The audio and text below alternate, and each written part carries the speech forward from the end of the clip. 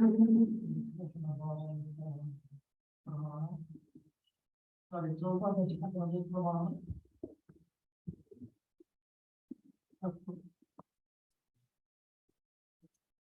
we go towards discussion about Stavya.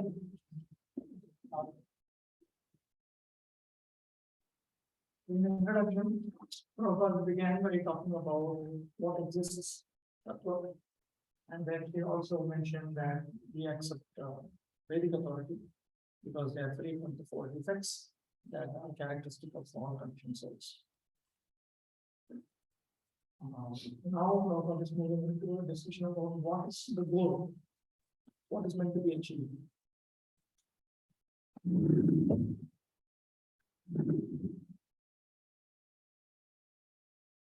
All this is clearly described, and if we properly utilize the instructions of Bhagavad Gita, then our whole life will become purified, and ultimately we will be able to reach the destination which is beyond this material sky. Yadyatva nanivartante tadhama paramam mama.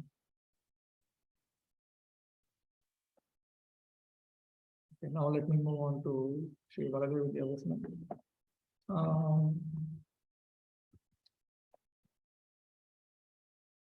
Tadupayascha karma jnana bhakti bheda treta, and the means to attain,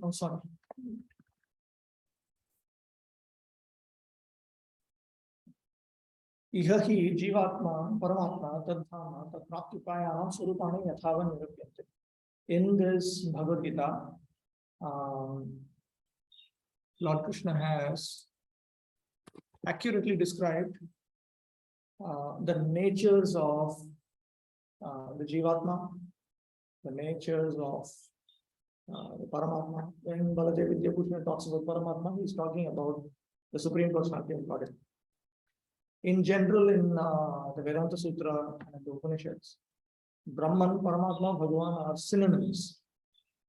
It is in Bhagavatam, when we talk about Brahman, we are talking of the Brahman effulgence, or Paramatma refers to the form of the Lord within the heart of the conditioned souls. But in the discussions of Vedanta Sutra, Brahman equals Paramatma equals Bhagavan. So they're all very synonymously used. So in Govinda Bhashya, Baladev Vidyabhushan will simply say, therefore one should execute Shuddha Bhakti to Brahman. It's just common, because in the language of the Vedanta Sutra, in the language of the Upanishads, Brahman equals Paramatma equals Bhagavan. Okay. Whereas Bhagavatam goes one step further and points out that the effulgence from the Supreme Lord's body, some scriptures describe them also, that also as Brahman, Trivamsha, Brahma Samhita. So, in Brahmeti Paramatmati Bhagavaneti Shakyate, it can be seen from two different angles. So, in Baladev Vidyabhushan Prabhu's writings, these are Vedanta Acharya, a teacher of the Upanishads teachings and Vedanta Sutra. So, he preserves the language of those scriptures. So, very often you'll hear about Paramatma, but you should keep in mind that simply means the Supreme Soul, Supreme Atma. Don't start thinking when he talks about the abode of Paramatma in Goloka Vrindavan, Vaikuntha, don't get confused. In his language, this is how it is. So, in this Bhagavad Gita, the natures of Jivatma, Paramatma, or maybe every time I see Paramatma in Baladev Vidyabhushan, I should say Bhagavan. The Jivatma, the Supreme Personality of Godhead, the Dham, the abode of the Supreme Personality of Godhead, and the means by which you can attain that Dham. All of them are properly described. Why so many subject matters are described? Tatra Jivatma Yathatma Paramatma Yathatma Upayogitaya Paramatma Yathatma tu Tat Upasana Upayogitaya Prakriti Adikam tu Paramatmana Sprashtur Upakaranataya Upadeshyat. There's a relationship, because initially he said that Lord Krishna spoke Bhagavad Gita to talk about himself. And then why so many other topics are coming? So then Sri Baladev Vidyabhushan Prabhu says, the nature of the Jivatma is brought out because it is helpful to understand the nature of Bhagavan. It's useful because qualitatively they are one, So, like for instance, in the second chapter of Bhagavad Gita, 15 verses will be dedicated to talking about the nature of the soul. It cannot be cut, it cannot be burnt, it cannot be, all of that applies to the Supreme Lord also. So Jivatma you cannot cut, Paramatma also you cannot cut. So you don't have to repeat it. So he's introducing that subject because it is helpful. But then why we need to understand the nature of Bhagavan? Why we need to, okay, this is helpful to understand the nature of the Supreme Lord. But why is information about the Supreme Lord important? That is because that is very helpful in the worship of the Supreme Lord, Upasana. If you don't understand the nature of the object of worship, you cannot properly worship him. So therefore, that is brought out. Then what about Prakriti, Kala, Karma? Why that is brought out? Because they are all paraphernalia of the Creator, the Supreme Lord, who has created this world. So everything is actually having the Supreme Lord Ishvara as a center. Okay. Then, where is my small? Yeah, if you have any questions, you can always put out. He mentioned that every living being is also Brahma. Yes. How Every living being is also called Brahman, correct? Spiritually is Brahman. Brahman refers to many things. Brahman refers to Bhagavan. Brahman refers to the effulgence coming from Bhagavan. Brahman also refers to Jivatma. We will see in 13th chapter of the Gita that the word Brahman is used for Jivatma. Sometimes it is referring to the liberated souls only. Then sometimes it is referred to Prakriti, material nature. It's also called Brahman. So, according to context, we understand.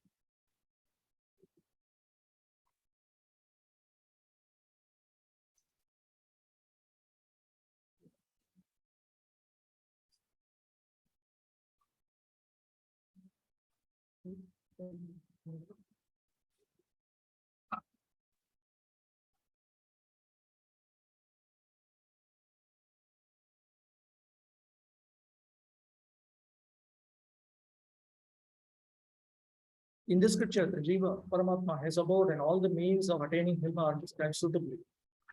The Jiva in his true state and suitability of Paramatma, the suitability of the Supreme Paramatma, and Prakriti, time, and Karma as instruments of Paramatma, the Creator, are there. Bigger.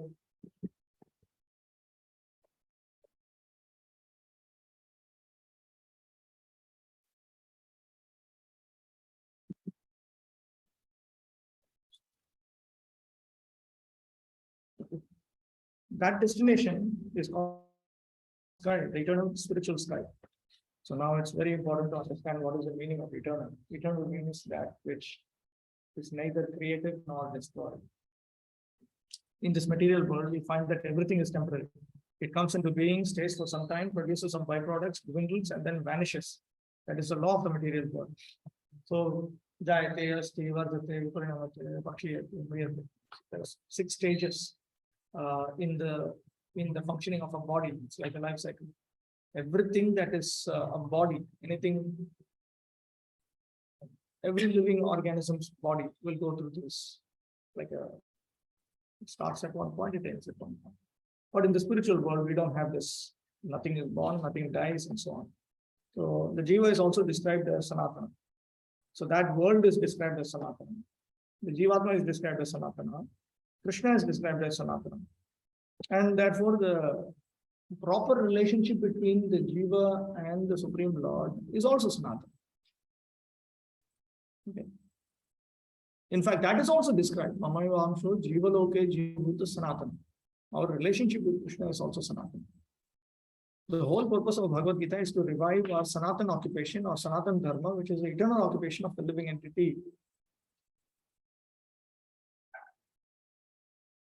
The Lord is very kind to the living entities because they are his sons. Lord Krishna declares in Bhagavad Gita, Sarva Yonishu Aham Bija Pradah Pita, and the father of all.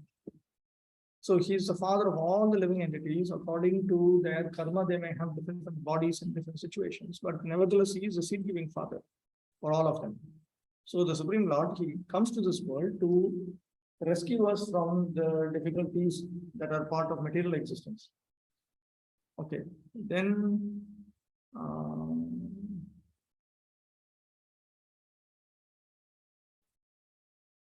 proceed here. So then Sanatana Dharma refers to the eternal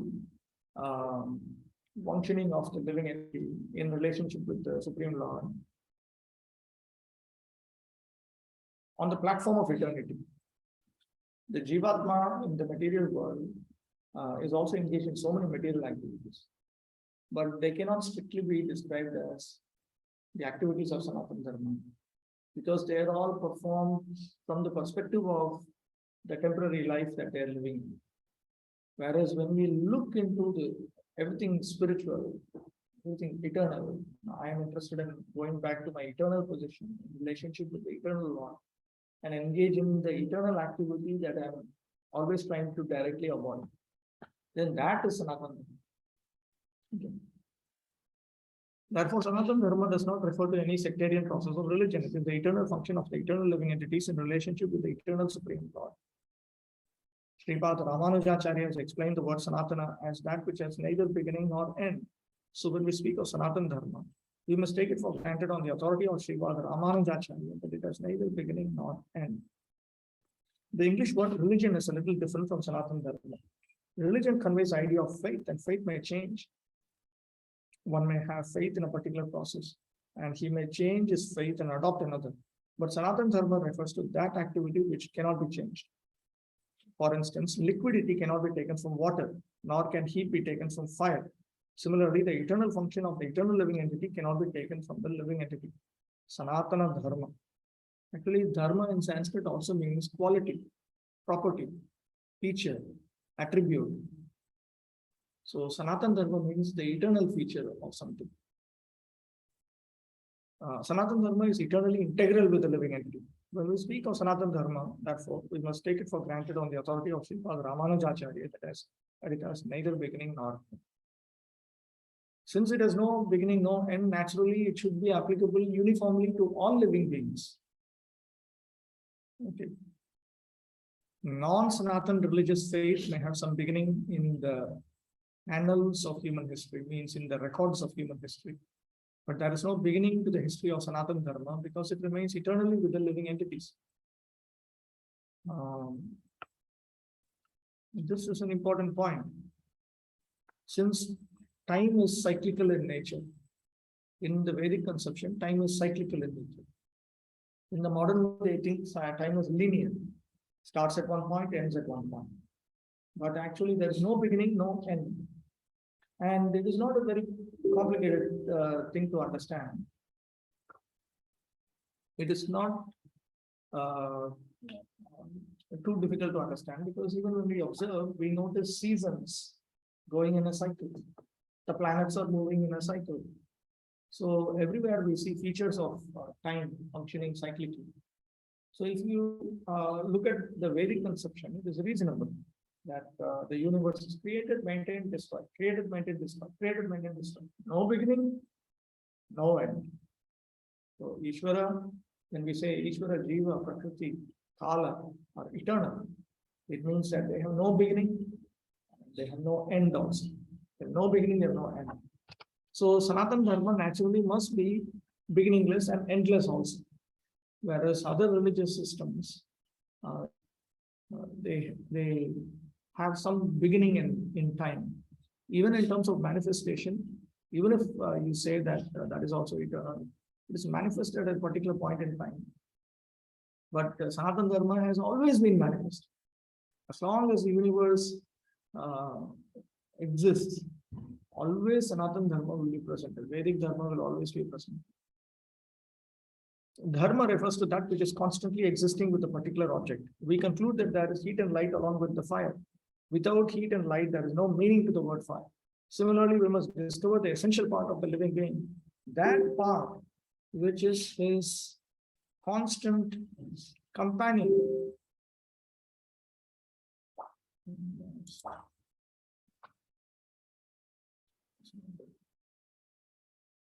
That constant companion is his eternal quality, and that eternal quality is his eternal religion. When Sanatana Goswami asked Sri Chaitanya Mahaprabhu about the Swarupa of every living being, the Lord replied that the Swarupa or constitutional position of the living being is surrendering of service to the Supreme Personality of God. Jive Swarupa Krishna Nityadas. That we are eternal servants of Krishna. So that is the living entity is very Swarupa. Since it is his Swarupa, it means it is his Sanatana Dharma, it is his eternal quality. And since it is his eternal quality, that feature of being a servant, that is also eternal. And Prabhupada now focuses on that. If we analyze this statement of Lord Chaitanya, we can easily see that every living being is constantly engaged in rendering service to another living being. A living being serves other living beings in various capacities. By doing so, the living entity enjoys life. The lower animals serve human beings as servants serve their master. A serves B master, and B serves C master, and C serves D master, and so on. Under these circumstances, we can see that one friend serves another friend. The mother serves the son, the wife serves the husband serves the wife, and so on. Servant implies that we are dependent, we are not independent. And we need something from someone else. That is why we serve. And the living entity is constitutionally Paratantra, Paradhinam. He is dependent, whereas Ishvara is independent.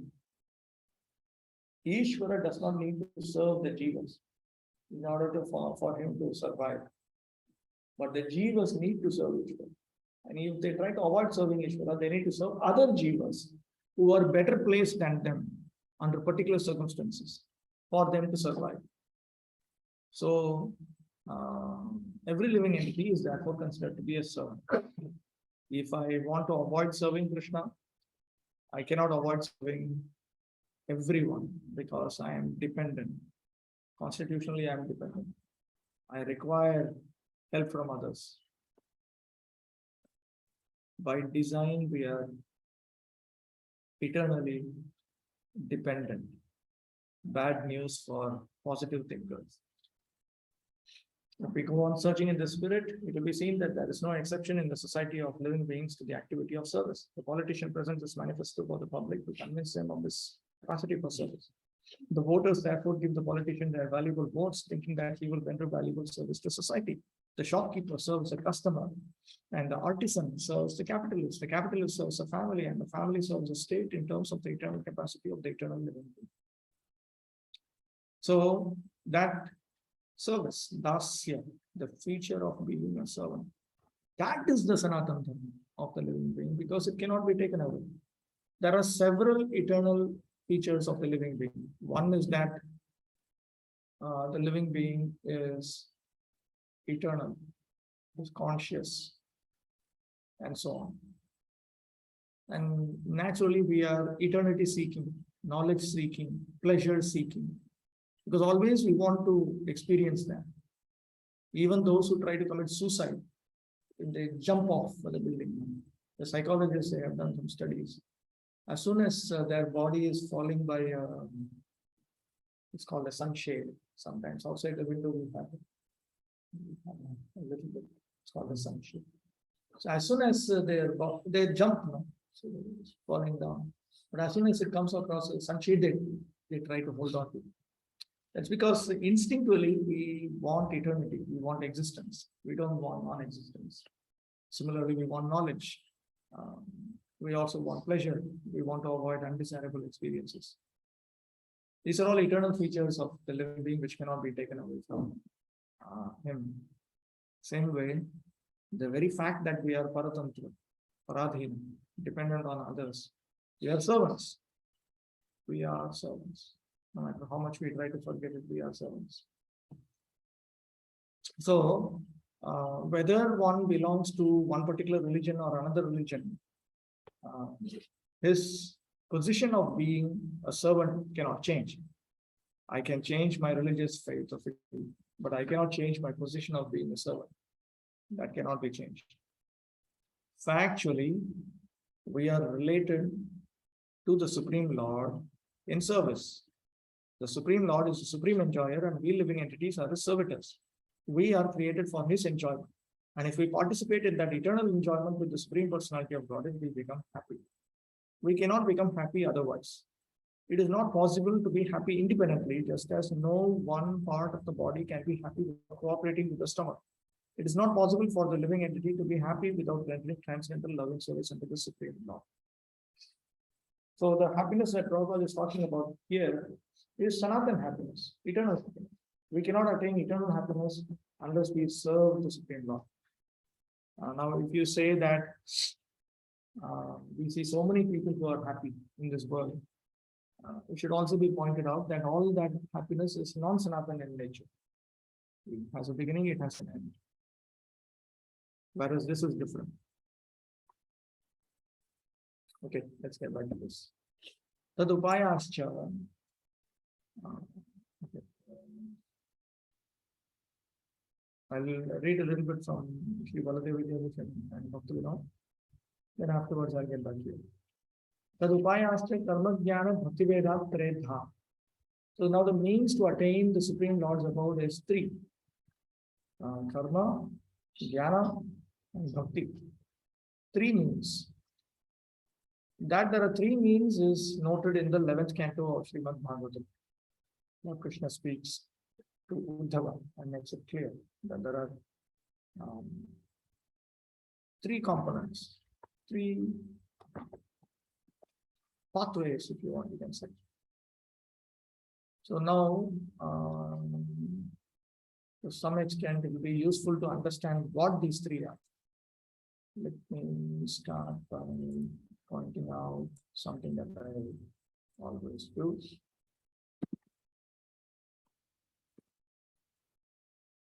In the 7th canto of Srimad Bhagavatam, chapter 11, you will find text 8 onwards. You will find a series of verses in which the general duties of human beings are brought up. 30 duties, in fact. There are 30 qualifications. 30 characteristics.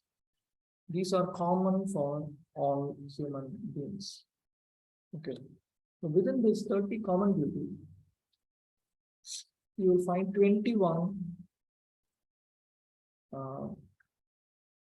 items first, and then you will find 9 items next.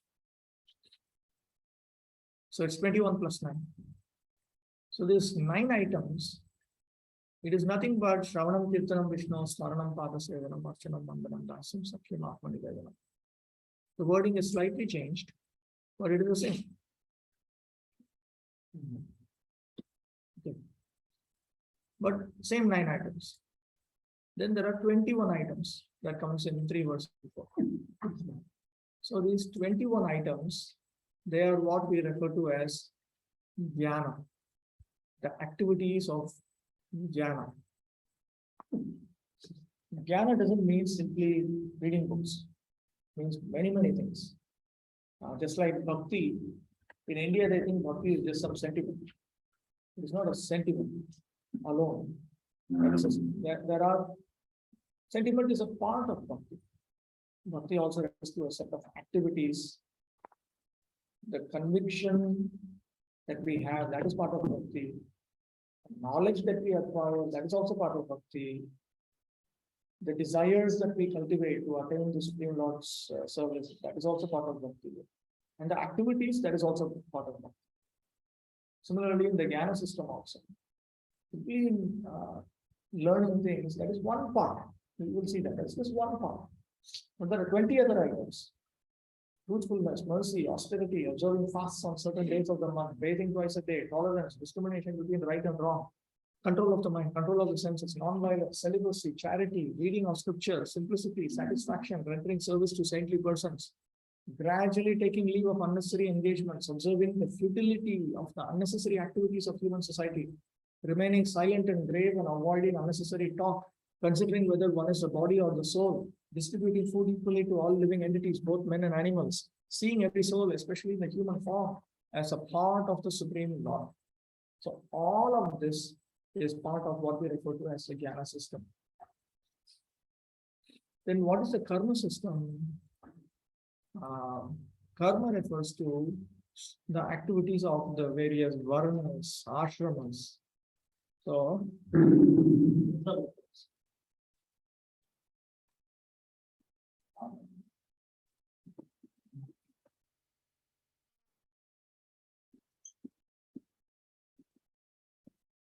Bhakti is actually designed to give you the highest goal of to become a loving associate of the Supreme Lord. That is the goal of Bhakti. But Bhakti can give you lower goals also. If someone wants to become rich, you can just stand right this and follow whatever rules and regulations.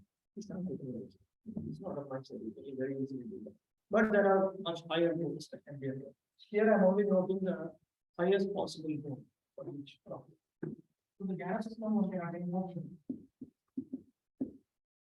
To the karma system, one can attain three more.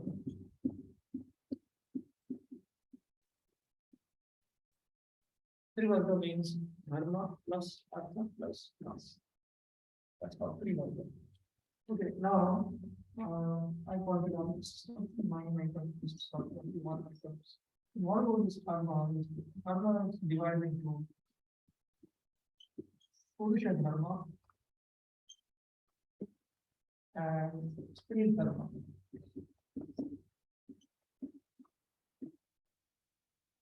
Bhakti and Jnana are common for all human beings, but karma is not common for all human beings.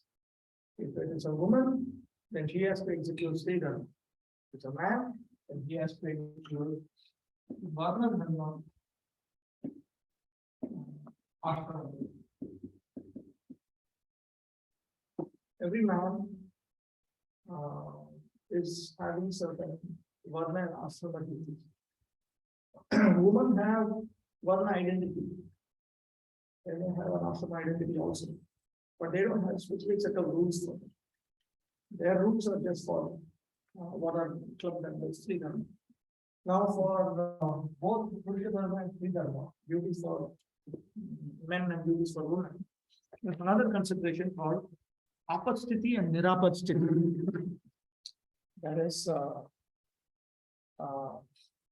what to do in a crisis and what to do when you're not in a crisis. The rules will modify. The rules will change. This is how a Brahmana should be. This is how a Kshatriya should be. This is how a Vaishya should be. This is how a Shudra should be. But in terms of emergency crisis, then a Brahmana he can take some plot of land that he can cultivate to survive. A woman, she should be listening to her husband, she should serve her husband. But if the husband is addicted to sinful activities, then the woman can go back to her father's house if the father is sinless. So in that way, there are rules always, both for the men and for women. So in that way, everybody is sufficiently protected also under various circumstances. But for Bhakti and Jnana, there is no consideration like that. Crisis, non-crisis, whether you're man, woman, young, old, brahmachari, grahastha, vanaprastha, whatever you may be, Brahmana, Kshatriya, Vaishya, Shudra.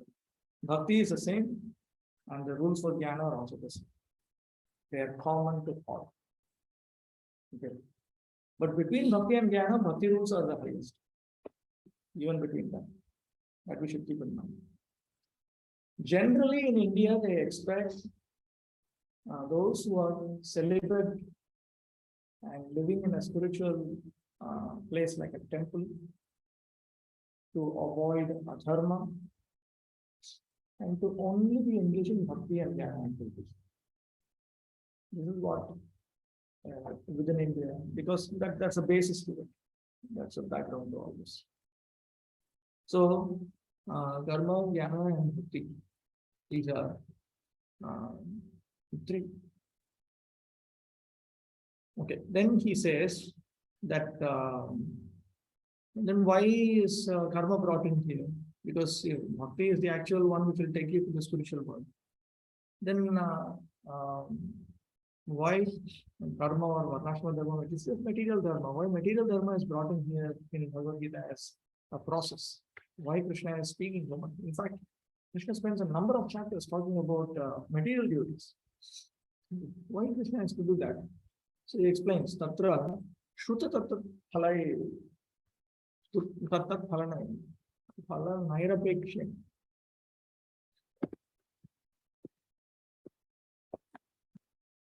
कर्तृत्व अभिनिवेश परित्यागेन च अनुष्ठितस्य स्वविधस्य कर्मणः कृद्विशुद्धिद्वारा ज्ञानं भक्त्योर उपकारत्वात्. When you execute your material duties without being attracted to the scriptural benefits, there are certain benefits which are noted in the scripture. If you follow these duties nicely, then you will be rewarded in the future. But you have no desire for those things. That is called nishkama. You're not interested in them. And you're not obsessed with those duties, thinking that, I did this. For instance, as a householder, you may have to build a house to maintain your family. But then if you think, no, it's my house, I built it, every brick is mine. You're completely in love with that house. Then that's a problem, because you're not supposed to be materially obsessed while carrying out your duties. Okay, so that should be given up, and you execute your material duties without being materialistic, and you carry out only your particular duties. Don't carry out somebody else's duties. Suppose I am carrying out the duties of Brahman. I should not start carrying out the duties of Vaishya and all. Lifetime. If you are saying that I'm going to carry out the duties of a Brahman, till your body dies, you have to carry out the duties of Brahmana only. Not that now I'm a Brahmana mood today, so today I'm a Brahman, and after tomorrow I am a Kshatriya mood. There is no, it's fixed. Fixed for one life. You want to enjoy life as a Kshatriya, next life, not this life. This life it's only Brahmana mode. If you are agreeing to come up to the Brahmanical standard, that is how it is. Okay. So it should be executed without an internal desire for the material benefits for the particular duties. Similarly, without a materialistic sense of obsession, one should carry out his material duties. Now, when one does like that, then his heart will become pure. This expression you will repeatedly come across in Sri Baladevi Deva's writings. Vishuddhi. Let me finish this. Vishuddhi means purification of heart. And purification of heart means reduction of lust, anger, greed. So the success in carrying out one's material duties is that his lust, anger, greed is reduced, and finally it will become zero. So, a proper grihastha, a proper brahmachari, or a proper vanaprastha, or a proper sannyasi, or a proper brahmana, or a proper kshatriya, proper vaishya, proper shudra, a proper lady, their activities are considered proper if they can manage to come to the point of Vidvan. Not that I'm executing my Grihastha duties, my Varna duty, or if I'm a woman, I carry out my womanly duties, and then after 10 years, 20 years, 30 years, 40 years, still my lust, anger, greed is not reduced. Then it is a big failure only. You put your son in some prestigious school, and then finally he is failing. So Varnashram Dharma is also like a school. But ultimately, this is the point. After I have executed all my Grihastha duties, when I'm 50 years old, 60 years old, still my lust, anger, greed is not reduced. It's a failure only. That is an unsuccessful family life. Similarly, if I'm a brahmachari for 10 years, 20 years, 30 years, and my lust, anger, greed is not reduced, then people will simply laugh. What the hell is this? Of course, you can laugh back at them saying, look, you also have the same problem. But then they will laugh at you saying, why did you sacrifice so many things? Okay, my school is a problem school. Your school is meant to feel not so problematic. But you are failing the same way we are failing. So it is designed for the leisure. It is designed for freedom from lust and greed. If later on Baladev Devasana Prabhu will explain, if we do not execute our swadharma, you cannot come to this point of Ritvishubhi. There's only, we will also come across, except for those who only accept Bhakti as their duty. They are called Nirapekshas. They are not family people. They are renunciates. That can be both men and women like that. But they have taken a lifetime vow like that. They are called Nirapekshas. We will see that. Except for them, everybody else is meant to carry out that material duty. Material duties are in terms exactly like what I have done. Purusha Dharma, Stri Dharma. Purusha Dharma, Varna Dharma, Ashrama Dharma, and Stri Dharma. It is not very complicated. This for men, Varna Dharma, Ashrama Dharma, okay, is spiritual in some way. But Varna Dharma is just material. And it is in relationship to our subtle body. Okay, we don't need to get so mental about it. Let us say I have a Kshatriya subtle body. Kshatriya subtle body, big deal. What is the problem? Not that I have to start imagining that somehow I am a Brahman. If your subtle body cannot handle Brahmanical restrictions, you don't have to torture it. And if you torture, then you will not be able to increase in your bhakti. Just like we don't eat foodstuffs that our body don't like. We may like it. But the body doesn't like means then don't accept it. That's all. Because then it messes up your system and then your sadhana is disturbed, everything is disturbed. Same way, another. If your subtle body is Vaishya, for example, you'll be a Vaishya, that's all. What, don't keep disturbing. Don't play with your gross body, subtle body. Your gross body likes certain type of food stuff, eat them. Same way, your subtle body likes a particular type of varnic activity. Accept that, that's all. If we try to always go against these rules regulations, we are creating more and more difficulties for subtle bodies and gross bodies. And those disturbances will prevent us from making progress in bhakti. So that point should be noted. Jnana bhakti upakaratva. And when these material duties produce freedom from reduction and freedom from lust, anger, greed, they are very helpful in carrying out the jnana duties and bhakti duties. They are not directly helpful, but they are indirectly helpful. Like for instance, the example that I gave is, we use some electronic device like a mosquito repellent. A mosquito repellent does not directly help our japa. Because those are very determined, despite the mosquitoes, they will chant. So it does not directly help them in their japa. But it indirectly helps. It does not actually create a taste in chanting Hare Krishna, but it prevents mosquitoes from coming. Absolutely. Similarly, carrying out our material duties, our Varna Dharma, Ashrama Dharma for men or Sri Dharma for women, that because it reduces lust, anger, and greed, therefore it indirectly helps us in the execution of jnana and bhakti. Paramparayatva praptau upayatva. So in that way, indirectly, it helps in jnana. Jnana indirectly helps bhakti. Therefore, bhakti takes you to the spiritual world.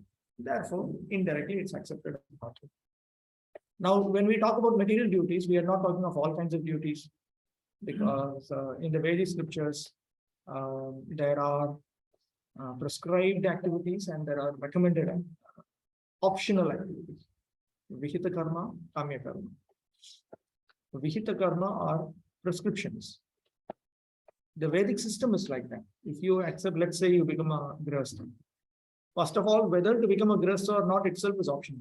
But once you accept options, you have some prescriptions inside that option. So once you get married, for instance, you're duty bound to take care of a wife who cooperates with you. And you're meant to have a child. That is not an option. That is compulsory. Now, once you have a child, now if you want, you can have more than one child. That is optional. But if you have the second child, then there is a new prescription. You must love both of them equally and take care of both of them equally. So like that, it goes on. If a man wants and if he's capable, he can accept another wife also. But that's optional. That is not compulsory. But if he marries, so then he has to take care of the first wife also. And then he has to make sure the children don't get into a world war. And, so many things. It's, So the entire Vedic system is like that. You have prescriptions, you have additional options. For instance, there are some rituals by performing which one can go to the heavenly planets, or one can have a child, one can have a son, Putra Kamishti Yajna, King Dasharatha performed. These are all optional items. And in fact, most of the Vedic scripture contains this Kami Karma. And the conditioned souls who are pious, they are also very attracted to them. Demigod worship, for instance, is optional. It is not compulsory. Vishnu worship is compulsory. Demigod worship is optional. So either you can worship Vishnu, or you can worship Vishnu and Shiva, or you can worship Vishnu and Devi, or you can worship Vishnu and Ganesh. But you cannot avoid worshipping Vishnu. So there are prescriptions and there are optional duties also. So these optional duties, they are not meant to be taken seriously. Specifically, there are certain optional items which are very violent in nature. There are certain sacrifices by which we call them black magic. One can hurt others. So these are all meant to be given up. Animal sacrifice, for instance, is violent in nature. So this is meant to be given up. These activities will not help in the development of jnana or bhakti. So one cannot execute kamya karma, specifically violent kamya karma should be given.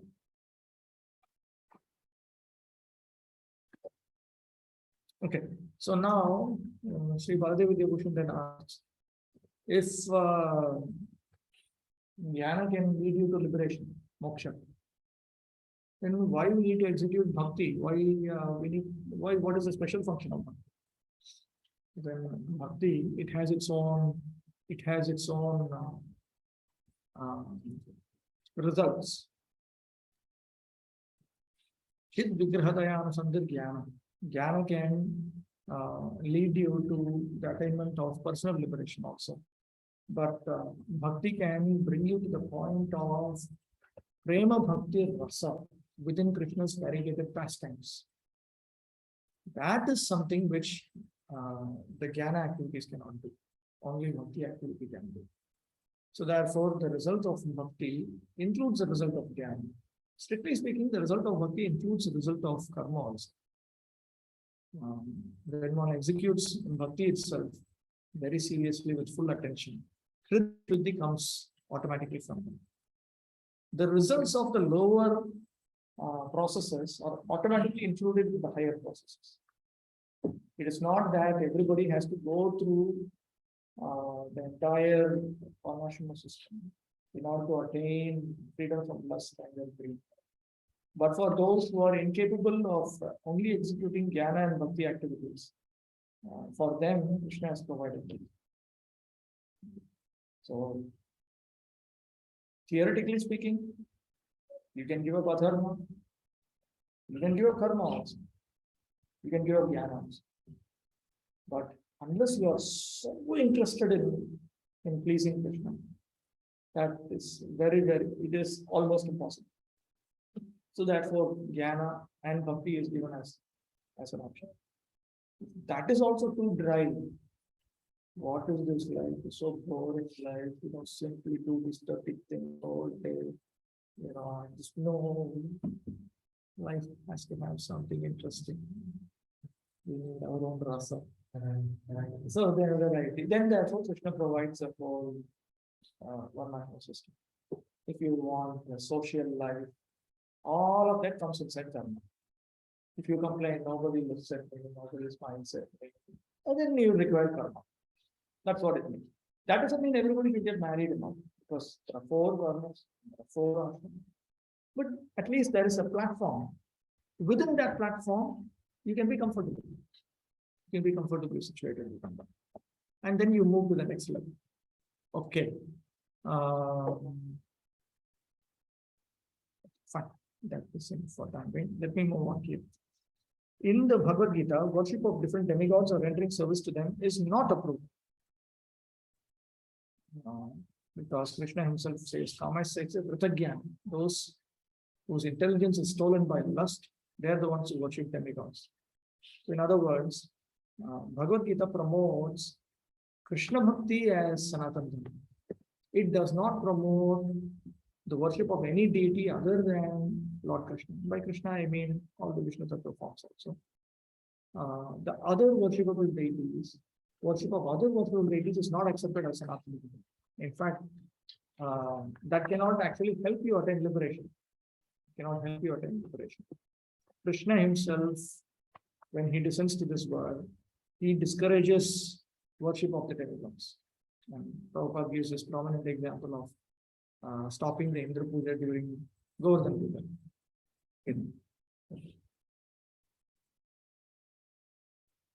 The abode of Lord Shri Krishna is described in the Bhagavad Gita. Natad bhasayati suryo no shashanko no bhavata yadyatvana nivartante tadhama paramam mamma. That supreme abode of mine is not illumined by the sun or moon, nor by fire or electricity. Those who reach it never return to this material world. So this is the eternal abode of the Supreme Lord. And Krishna comes from this world in order to reveal his form, his spiritual form. Unfortunately, the less intelligent deride him because he comes as one of us and plays with us as a human being. But because of this, we should not consider the Lord one of us. It is by his omnipotency that he presents himself in his real form before us and displays his pastimes, which are replicas of those pastimes found in his abode.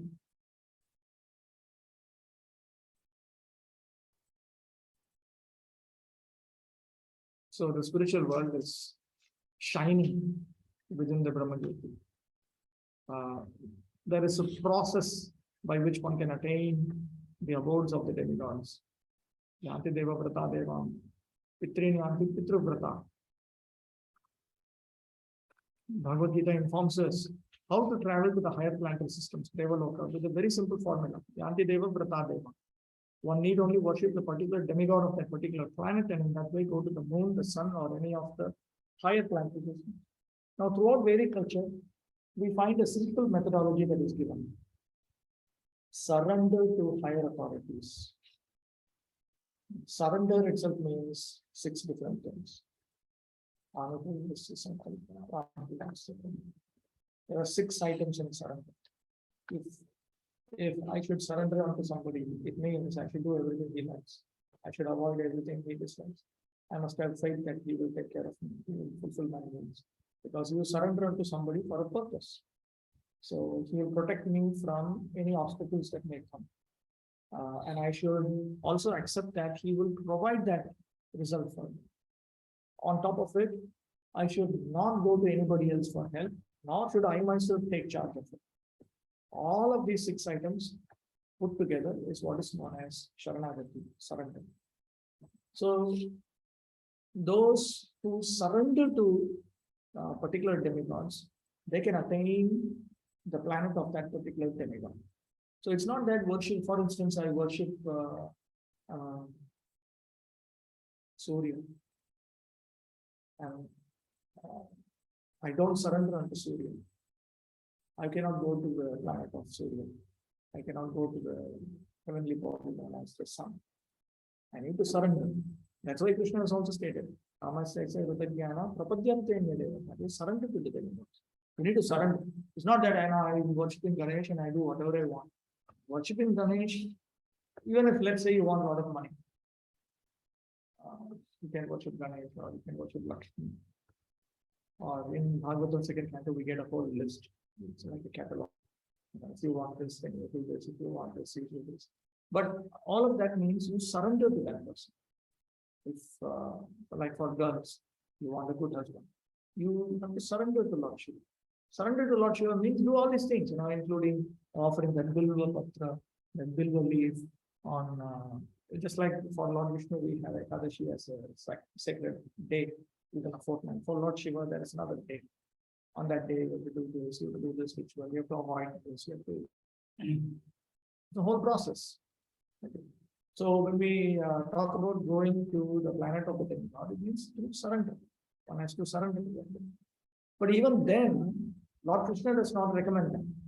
Even though he notes that the Veda gives this as an option. In Bhagavad Gita, Krishna doesn't recommend that. Yet Bhagavad Gita does not advise us to go to any of the planets in this material world, because even if we go to Brahmaloka, the highest planet, through some sort of mechanical contrivance, device, by maybe traveling for 40,000 years, and who would live that long? We would still find the material inconveniences of birth, death, disease, and old age. This is the reason why Krishna criticizes demigod worship. In Krishna book, Prabhupada points out that in Bhagavad Gita, Lord Krishna condemns demigod worship, but he does not forbid demigod worship. Demigod worship is not a sinful activity. It is a pious activity. Just that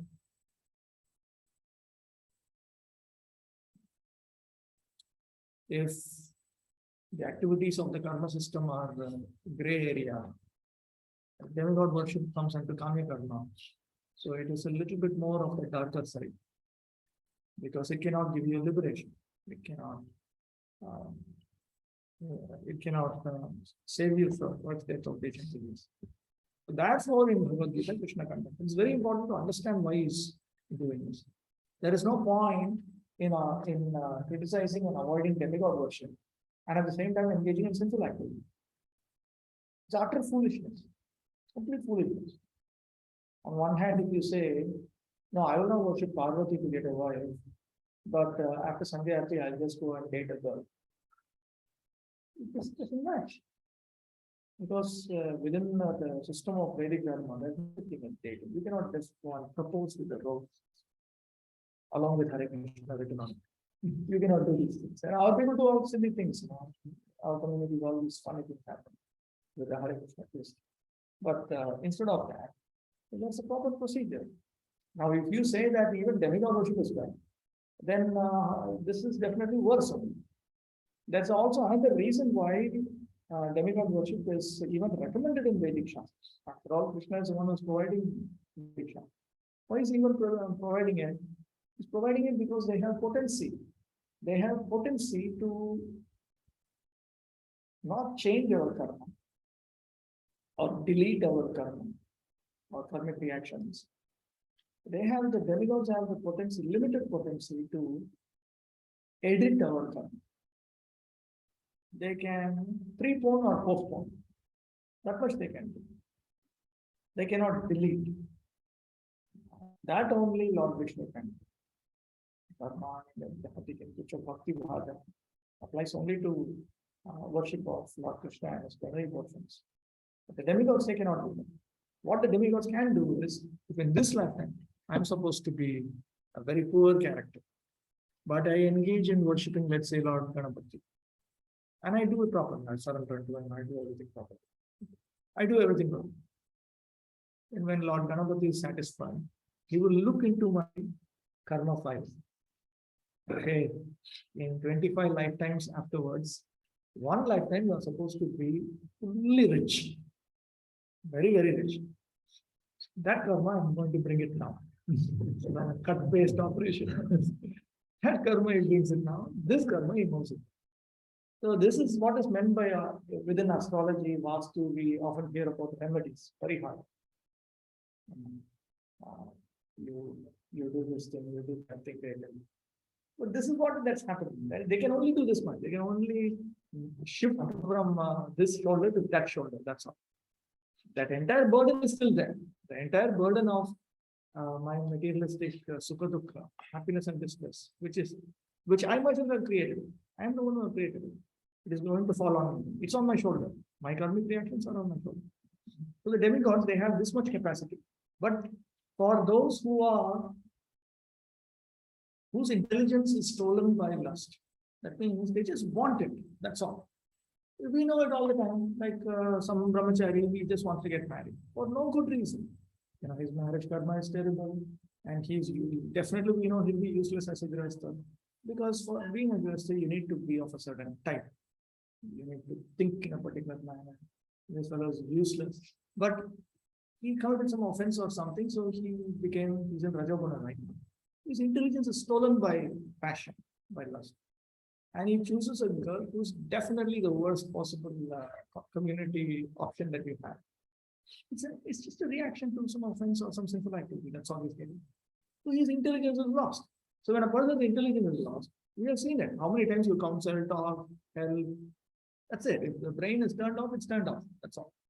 So same way, these demigod worshippers, their intelligence is turned off. If you tell them, no, you worship Krishna, Krishna can give you much more things. He can delete your karmic reaction. He can give you just like that Kardama Muni. Kardama Muni, 10% of his life is giving for the Yuga Dharma. And he gets a girl who's literally Miss Universe. He gets Devahuti as his wife. He actually had already seen her through yogic meditation. And definitely that particular girl only Lord Vishnu gives. Day after tomorrow, she'll be your wife. He comes and he gives. He gives, and then he gives a mystic power to enjoy them. See, Kardama Muni is so powerful, the commentators they explain, he created some 10,000 maidservants. No, he created so many maidservants. He could have just pressed one button and created a wife. One who can create so many maidservants, he can easily create a wife. No, he doesn't do that. It has to come from the Supreme Lord. Or he could have gone, they also explained that he could have just gone and asked Parvati, give me a wife. His sister-in-law, actually. Because he is Brahma's son. Shiva is also Brahma's son. Parvati is sister-in-law, like a sister-in-law. He could have gone, hey, give me a wife. Parvati would have just given a wife back. That also he doesn't do. That is why Lord Vishnu was so happy with him. That he stopped everything and only depended on my satisfaction. Therefore, the Lord himself becomes his son. He himself becomes his son. That you cannot get ordinary. So, if you execute bhakti activities, you can easily get all the results of karma activity. Through karma, you can get the results of adharma very easily. Through jnana, you can get the results of karma also very easily. Through bhakti, you can very, very easily get all these material pleasures in this lifetime, material pleasures in next lifetime, liberation, all of this. But everything has to be executed carefully and properly. Yes. The Lucifer's nowadays to achieve something by worshiping demigods.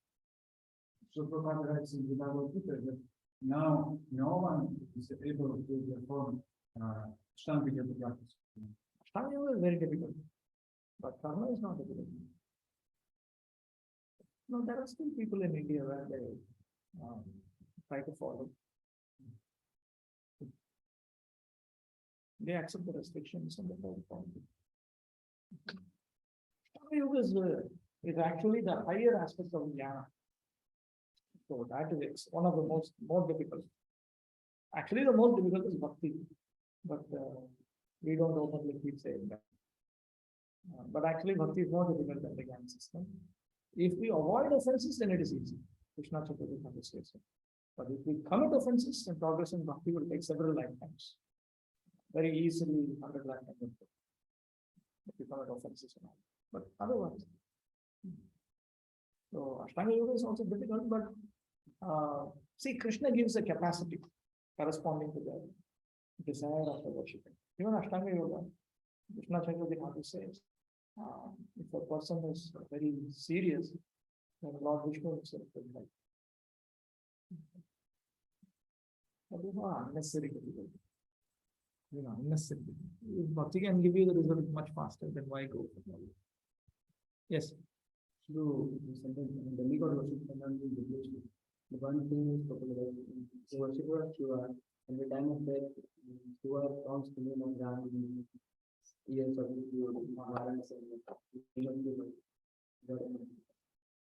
So that means you have to become a Ram Bhakta in order to go to get out of material world. See, there is a great difference between accepting these demigods as Vaishnava gurus. The people who want a wife or husband or money, they are approaching them as a government official, part of Lord Vishnu's government.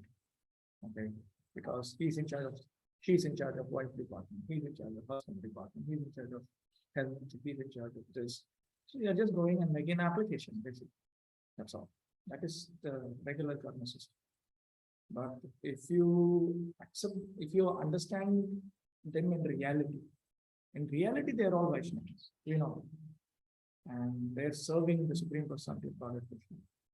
And we learn Krishna Bhakti from them. We execute Krishna Bhakti. To hear Lord Ram's holy name from Lord Shiva, then that I don't think it will be so easy to convince Lord Shiva to do that, because Lord Shiva will also tell you, but you never worship Ram. Why, why will I come to you and make you remember Lord Ram? Here in Navadip Mandal also we have that Lord Shiva comes and resides in Gauranga 2 years. But you cannot play the fool. These demigods, when they act as gurus, they act as gurus. Gurus are always strict with shishyas. So then Lord Shiva will say, okay, if you are a disciple, then you worship. Savanam Kirtanam Vishnu Smaranam Mantaram Nasim Sakyam Atmanivedana. All of them you do. Lord Shiva has his own parampara also. Rudra Parampara, Rudra Sambhava. All of these things are taught. Vishnu Swami, Vallabhacharya. It is regular Krishna Bhakti. You don't serve Lord Ram, you don't serve Lord Krishna, you don't serve them.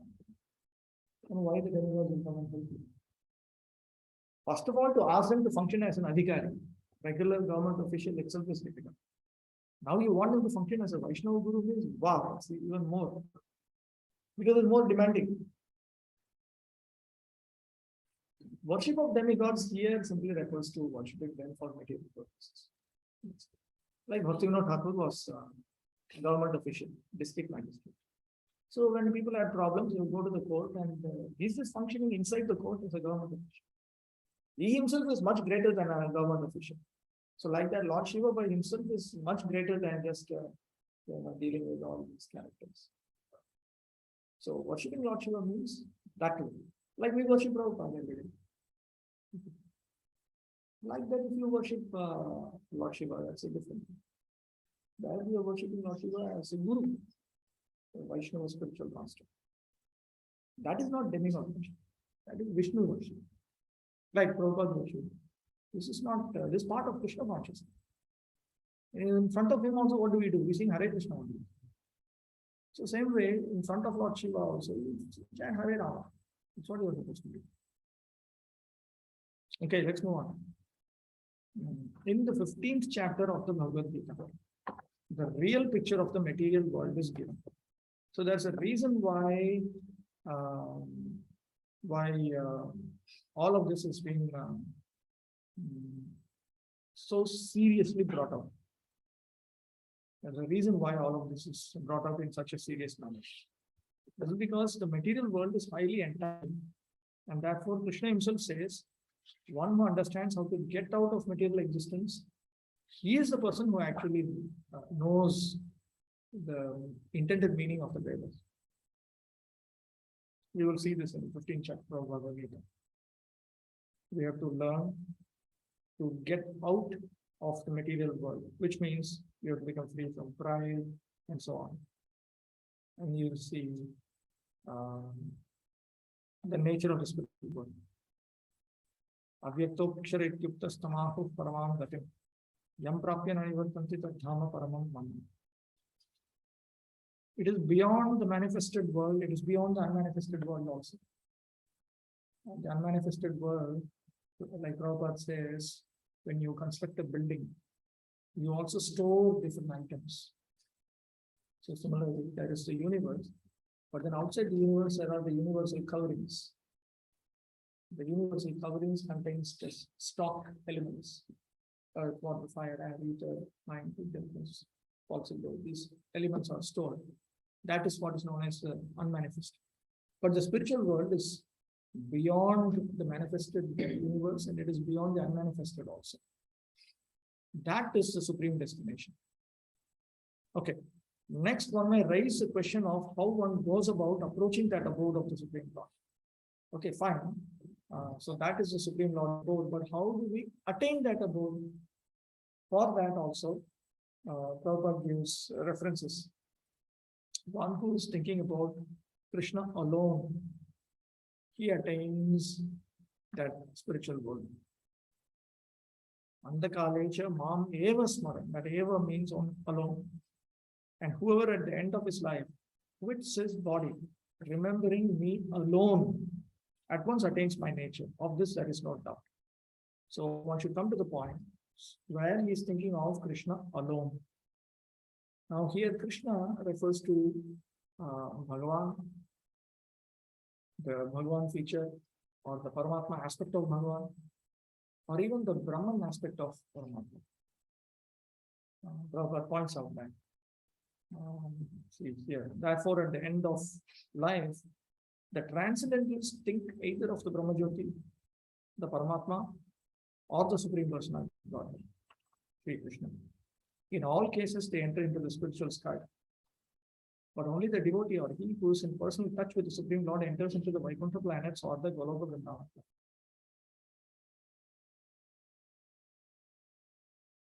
The Lord further adds that of this there is no doubt. This must be believed firmly.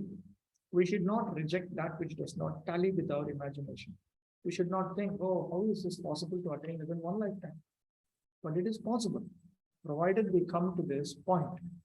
Now, coming to this point of being capable of remembering Krishna alone at the time of death requires strenuous practice during one's life.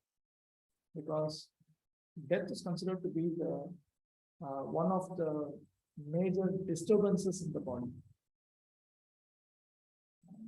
The process of leaving this body,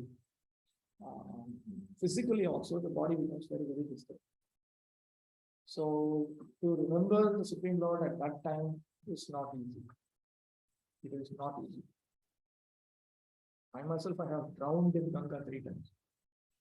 And all the times, devotees ask me, you chant Hare Krishna? In your mind, did you chant Hare Krishna? No, no, no. At that time, I just want to live. That's it. So then I understood it very, very serious. If you want to actually remember Krishna at the time of death, that is not it.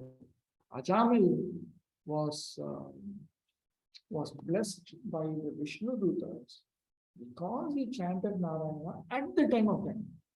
Now, 2 seconds before dying, you may chant. That is not the point. At the time, when your soul is being dragged out, at that time you chant or not. That time, even here he says, Smaran Muktva. In Sanskrit, Smaran is present participle. While remembering, you give up the body. It's not that after remembering and then you forgot and then you take none. Not like that. That is called unbroken remembrance. The standard example that is given is when you pour oil. When you pour oil's flow is not like water's flow. It flows continuously. Avichinna Tailadharava, like the flow of oil which is continuous. Like that, we are supposed to remember the name, form, qualities, pastimes of Bhagavan, of Krishna. For those who are going towards, actually, Baladev Devotion talks about Avichinna Krita Dhara, like when you pour molten ghee, that's all the same. Or when you pour honey, that's all the same thing. So those who are qualified to attain Gauranga, their remembrance is like the flow of honey.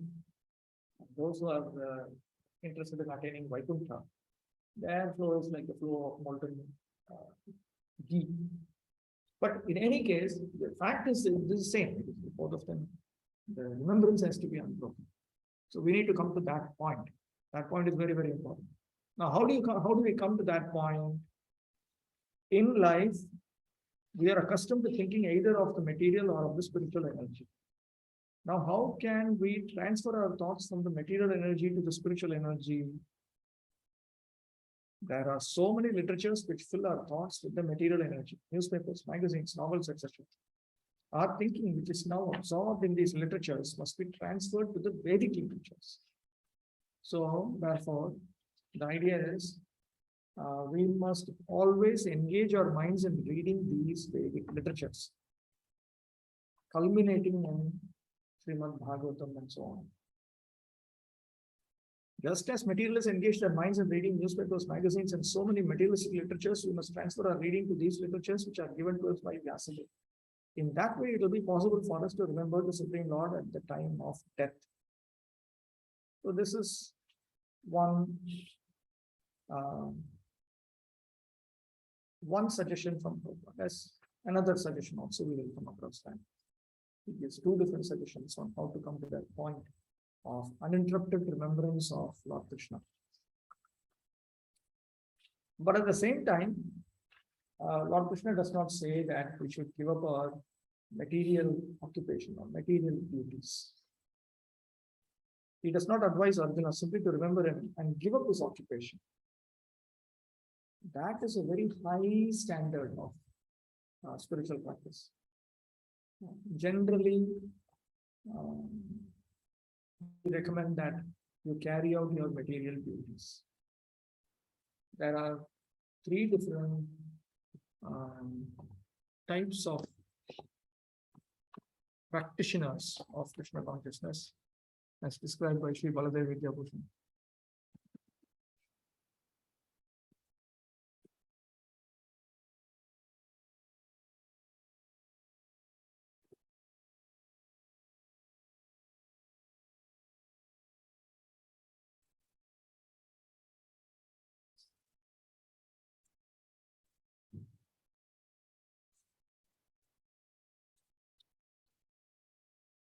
He's going to talk about it. So there are three tracks. I will try to print this. This is something that I, like a ritual, I usually teach to all of my students, whatever book that I'm, because I consider it extremely important that we understand this. There are three tracks of devotees. One track is known as Swanishta, sometimes referred to as Sarvishta. Another track, Parinishtika. Third track, Nirapeksha. The Swanishta group, they are interested in, all of them are ultimately interested in attaining the Supreme Lord's service. That they all have. But in the first group, they have a desire for material happiness while they make spiritual progress. They have a desire for material happiness while they make spiritual progress. And they want liberation. They want material happiness while they make spiritual progress. That's one feature. They want to attain ultimately service to the Supreme Lord along with liberation. And they're more interested in liberation because you're free, you're happy, you can perform like the Lords and different potencies, and they like that. The second group, they are not interested in material happiness while making spiritual progress. But they have some slight desire for liberation. Liberation always means personal liberation, no impersonal liberation. Personal, slight desire. But they primarily want to serve the Supreme Lord in spiritual. Then there's a third group. They do not want any material happiness while they make spiritual progress. They do not even want the happiness of personal liberation. They simply want to serve the Supreme Lord and make him happy. So, those who are interested in attaining Goloka Vrindavan have to eventually end up in track 3. If I don't become qualified for track 3, I will not be able to go to Goloka Vrindavan. Through track 1 and track 2, one can attain Vaikuntha. But for track 3, one can attain Vaikuntha and Goloka Vrindavan. Track 1 takes several lifetimes. Track 2, at the end of one lifetime, you go to the spiritual world. Track 3, even one lifetime is too long. They will attain within a few days. Super fast track. So you can go by bullock cart, or you can go by some train or something, or you can catch a flight. But flight is more expensive. Train is expensive. Bullock cart is least expensive. It's your choice. Everybody has the same milestone. Everybody starts off with the same milestone, but you will find that their there are different speed breakers which make it fast or slow. That is the reason. So the first milestone is this. You start off with, you have to give up adharma. There's no doubt about it. And most of the time goes in executing or material duties in Krishna consciousness. So they execute, most of the time goes in karma in Krishna consciousness. Then some other amount of time is spent in jnana activities in Krishna consciousness also. And daily there is some time given for the activities of bhakti, which naturally is Krishna consciousness itself. And the second milestone is to continue to avoid adharma. Now, adharma refers to sinful activities, offenses, all of this is adharma. We avoid them. We continue to avoid it. But here the focus will change. One will spend most of his or her time in the activities of bhakti, and will spend a little bit lesser time in the activities of jnana in Krishna consciousness. And one will spend some time in the material duties of karma in Krishna consciousness. So one will never ever get out of Krishna consciousness. In the entire combination, you will find Krishna consciousness, there. But this is action in Krishna consciousness, this is knowledge in Krishna consciousness, this is bhakti is, what can I say, devotion in Krishna consciousness. I don't know what to call it. It is Krishna consciousness itself.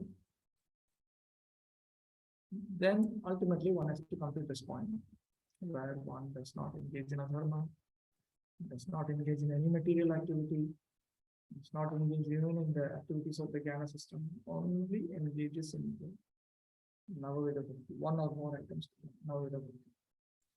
Then one can attain the respective goal that one is hankering for. So, in first track, they cannot go to the second milestone until they attain sufficient realization and detachment. In the first track, one can go to the third milestone only after sufficient detachment and realization. And then when you execute bhakti of this type, this is of the Tivra Bhakti type. Then naturally through you attain detachment realization, you attain your respective goal. The first track is the Madhvacharya group. The second track is the Ramanuja group. The third track is not Chaitanya's group. I know the third track is very terrifying, but that is Lord Chaitanya's demand.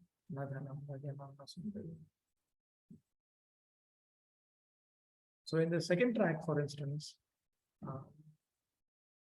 in the first track, for instance, they will say that you people are executing so much of time they are giving for Navaveda Bhakti. In their system, they will simply say, yeah, after hundreds of lifetimes, when you are fully qualified and pure, when you are in Brahmaloka, then you execute Navaveda Bhakti like this. Until then, what some prematurely you people are doing. That's how they think. Because what, without detachment and realization, you are spending so much time in the activities of bhakti. Where is your jnana vairagya, they will ask. But in the second track, and in the third track, they don't think like that. There it is Shraddha and Utsaha. You have faith and enthusiasm, then automatically you are allowed. But that faith and enthusiasm has to be permanent. It is not mental faith. It has to be spiritual faith. Mental faith means today, the devotee talks to you very nicely, so you chant 25 hours. And day after tomorrow, same devotee shouts at you unnecessarily, then I immediately go back to sleeping. That's all mental. Spiritual faith. Faith in Krishna himself. Proper. Through spiritual faith, spiritual enthusiasm. Progress. Progress without regress. That kind. So in the second track, they will directly tell you that, yes, you need to come to this point. This is how we execute devotion service to the Supreme Personality of God. But if you say, no, but I want to give up family life, I want to give up everything, please serve the Lord. Then they'll say, no, but do you have detachment, realization? Have you come to that point? In South India, they keep asking, have you come to that point? Even you give up family life, who authorized you? Who authorized you? Give up service to mother, father? Who authorized you? Who authorized you? Give up everything. Sarvodharman Pratya. So great you became. So great you became. Where is your Jnana Vairagya? When a girl walks in the street, your eyes goes over to her now. Where are your Jnana Vairagya? So in the second track, until you attain sufficient internal realization, external knowledge, internal detachment, external renunciation, you're not allowed to come to this point. So that's a speed breaker. After this, then naturally you'll get further detachment and realization. Then you will attain your respective goal. In the third track, it is just spiritual faith, Shraddha. That Shraddha is not a joke. That Shraddha is the idea that if I simply execute devotional service, everything that I need to do will automatically be taken care of. And that is permanent. It's spiritual, that is permanent. So, simply on the basis of Shraddha, one comes to this second milestone, and simply on the basis of Shraddha, one comes to the third milestone. Then he will develop Jnana and Vairagya, and he will then develop. So the third track is the fastest. The first track is the slowest. Nevertheless, Lord Krishna spends the first 6 chapters teaching the first track. That's the reason for it. What if you don't have permanent spiritual faith and enthusiasm? Then where do you go? You don't have money to pay a flight ticket. Then what? Still your mother and father will find some way to send you. Go by train. No money for train ticket? Go in a bullock cart. Go. Somehow or other, go. That is the point. Go fast or go slow, go. Somehow or other, go. We will have ample time to discuss this in full detail. Extensively discussed by Baladev Vidyabhushan Prabhu in his writings. It clarifies, in one shot, it clarifies many, many things. Okay. Then Sri Baladev Vidyabhushan says,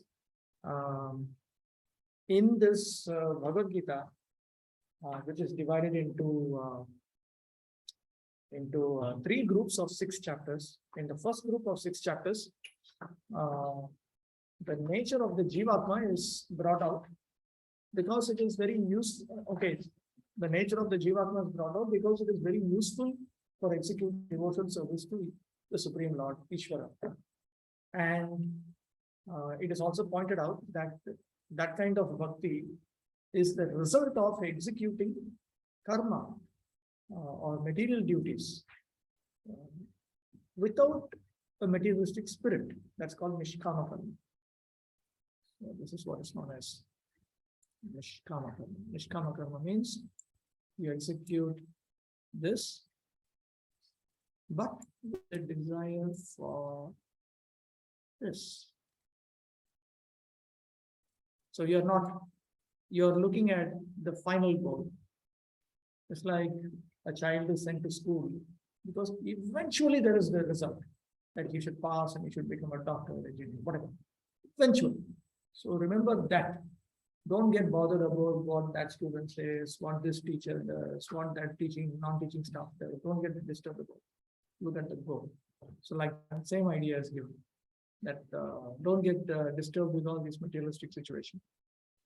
And when you execute like that, internally you develop spiritual realization. You develop spiritual realization gradually. In fact, as Baladev Vidyabhushan Prabhu explains, that this is the reason why they come to the second milestone. Because they realize that actually I'm a servant of Lord Vishnu. I'm a living entity. I'm dependent. I'm a servant of the Supreme Lord. I should not be trying to find material happiness here. So initially they may have desire for material progress, material happiness while making spiritual progress. That desire tones down. It goes down, down, down, down, down. And then they think I should spend more and more time in bhakti activities. So naturally they move towards that. Just that it takes many lifetimes. It takes many lifetimes because they have a desire for material happiness. If I have a desire that I should eat nicely, enjoy life, everything, and I should make spiritual progress, it will take many lifetimes. That is natural. You cannot be foolish and think that you will get this, you will get that, everything. In the middle 6 chapters, the ultimate goal, Ishvara, and the means by which we attain that, Bhakti, that they are taught. And to execute that kind of Bhakti very seriously, like the second milestone, you need to understand the glory of that Supreme Being. Because unless you understand the opulent glories of the object of worship, you will not engage in that worship. Therefore, Krishna spends time describing that. In the last 6 chapters, the nature of Ishvara, Jiva, Prakriti, and so on, they are all brought out. Even though karma, bhakti, jnana are respectively covered in these 3 groups, actually speaking, it is bhakti that is present. Because without bhakti, jnana will have no power. And without bhakti and jnana, karma will have no power. Okay, I'll stop this. As of now, it's not this. Okay. So, telling that one day is within the user Brahman or another one. When we do that only for at least this lifetime. Yeah. So, but we find the temple devotees in Brahmachari, they are ordered in Brahmachari, they're selling the laminations on the stop, they're seva. Within each varna, there are also upavarnas, sub-varnas. So, for instance, Brahmanas have always been managing temples, for instance. But within that Brahmanical group, there are some who execute exclusively Brahmanical activities. There are some who will administer the temple. These are Kshatriyas within the Brahmins. There are Vaishyas, there are those who raise funds. They are Vaishyas within the Brahmin. Then there are assistants who maybe clean, maybe do different things. They are Shudras within Brahmins. Same way within the Kshatriya community. One may have a Rajarshi. He's a Brahmana amongst Kshatriyas. But Kshatriya amongst Brahmana is there, no? Yeah. He is the Rajaguru. They are the ministers among these. The ministers are all, according to scripture, they are meant to be Brahmanas. Okay. But they are not the highest type of Brahman. B3. On the basis of how much time that it is in the Brahmanical work. That obligation they accept. So in the Varnashram system, you have that. You have Varnas with the Upavarnas. With that. The men and the secondary. Yeah. Yeah. Now, when you move from track 1 to track 2 to track 3, that kind of progress is also there. Bhakti talks about it. Also talks about it. Because it's very realistic. That I may start off moving in track 1, and then by association, when I understand the importance of making more faster spiritual progress, I may switch to track 2. And then at some point, I may even become inspired to move into track 3. Okay. So when I move from this track to this track, then you'll start developing Brahmanical nature within one lifetime. Within one lifetime, one will develop Brahmanical nature. Then you'll develop Brahmanical tastes. You'll develop a taste for the Brahmanical standards. But if one is not moving through that, then generally you're fixed in one body.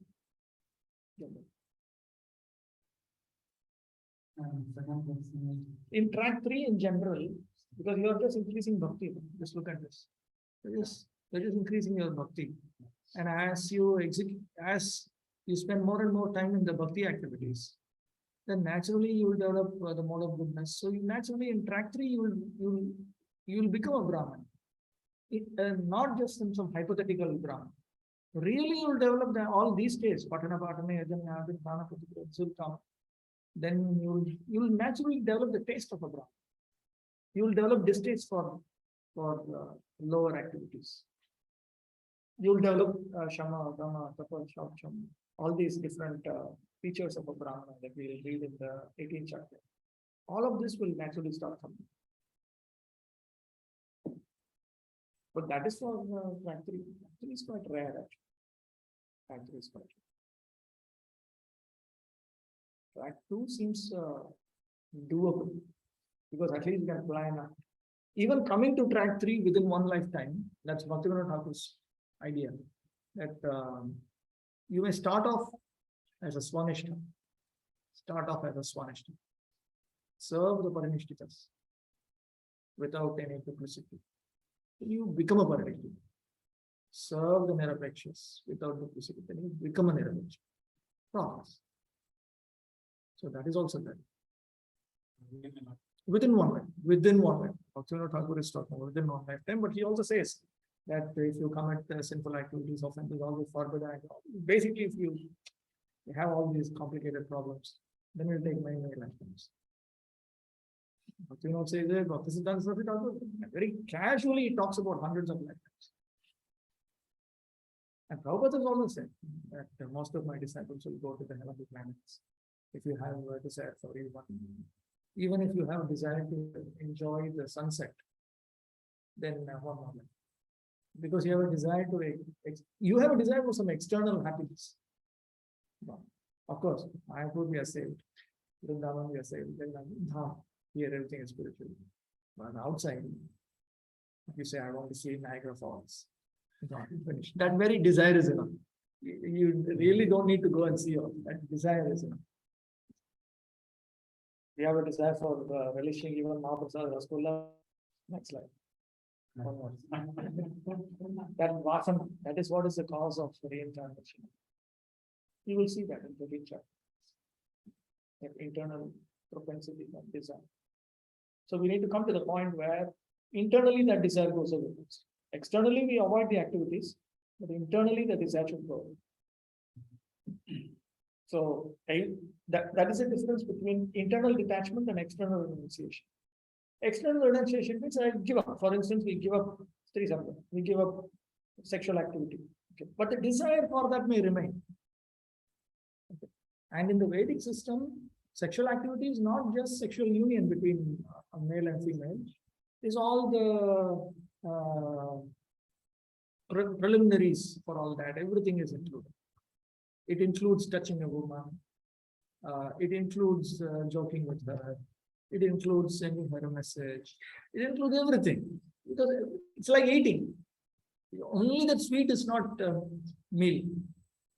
Feast means everything is there. Sweet is also there.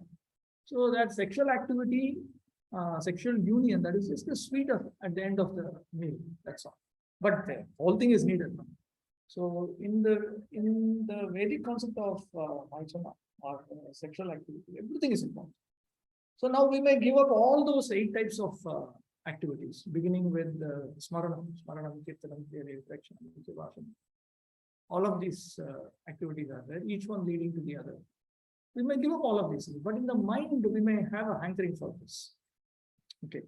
So in track 3, we are not bothered about what's going on in the mind because when you follow the process properly, very soon the mind is subdued. But in the other processes, these things are very, very significant. What is going on inside the mind is more important than what is going on outside the mind.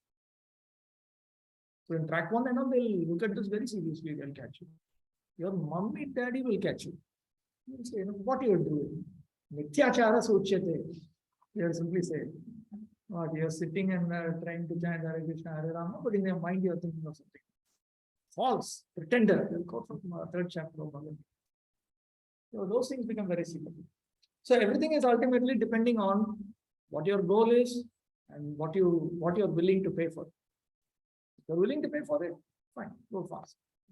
If you're half willing, little slow. But within one lifetime is a good thing. And it's not that when you go to Vaikuntha, you're imprisoned there. From there also you can go to Vaikuntha. That possibility is also there. That is awesome. Anyway, that's better than Swarga. Yeah. Okay, we'll resume. I remember this funny to that. So they are Nishkam. All three are meant to be Nishkam. But they have denied to No, but they see there is a distinction there. The Karmakanda group, they are not Swanishta. These are devotees actually. These are all bhaktas. Now the Karma Kanda group, the Karma Kandis, they will also execute Bhakti. Because if you don't execute Bhakti, you cannot go to Swarga also. But they have no desire to attain liberation and the Loka. Whereas this group has this is the actual desire. But just that on the way, I want some. I'm a human being. So this one is just a happen on the way, only on the way. That's why Sri Baladevi Devotion will describe and we'll see Swargadi Vidrikshu. They have a desire to see Swarga and they desire to see that God. Not just see, that's all. Not that I will enjoy. The Karma Kanda group, they want to enjoy. They want to be there, enjoy to the maximum possible time until they lose their visa. They want to enjoy. Whereas this group, they are not thinking like that. Like the spiritual problem on the way. So Krishna is also very kind. He has a whole. In fact, the vast majority of practicing devotees will be track one. It's just that ISKCON has taken some time to understand it. But vast majority, they don't have the cash for the ticket. So with what you have, this is what will happen, track one, which is fine. There's nothing wrong with that. Krishna likes them also. Krishna likes them, he promotes them, he takes care of them.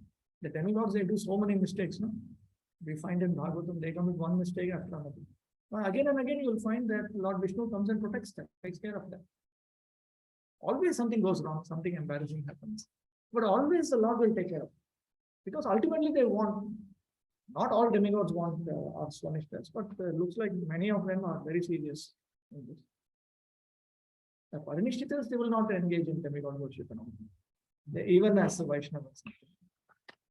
Because they want to attain in one life. Very serious about it. Very, very serious. So for them, Vaishnava means this second milestone. Second milestone. Second milestone. Nothing lower than it. Not accept, they will not accept, they will not accept. In fact, they give 12 hours a day of exclusive time for the activities of Bhakti. 12 hours a day. That much time they give. Exclusively to activities of Bhakti. Primarily centered on deity worship, but that much time they give. Whereas here, primarily they are executing their material duties only in the spirit of Krishna. Anyway, we'll have ample opportunity to go through and people. Let's stop right now. We'll resume at 9:45. Pause.